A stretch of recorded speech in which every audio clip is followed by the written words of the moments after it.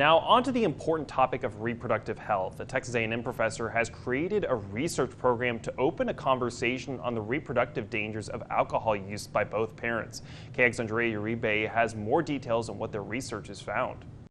The conversation about reproductive health and birth defects has always been focused on the mother and her health choices.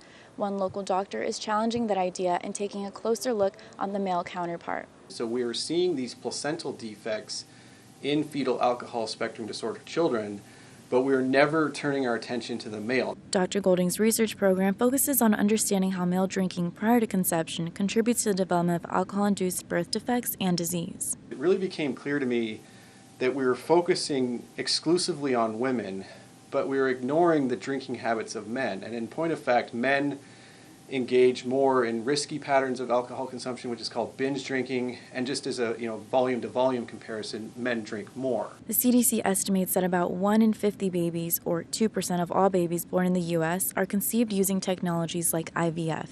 The results of the research revealed that the more a male drinks, the less likely the pregnancy is to be successful. The important thing coming out of my research program is this idea that we've been focused on females for so long, looking for an understanding of how these birth defects or how these health problems are arising, and we've completely ignored the male component to this equation. And so because of that, there's been a stigma, I think, that's been developed towards women, saying, okay, these birth defects are your fault, it's your fault that you drank, it's your fault that you smoked.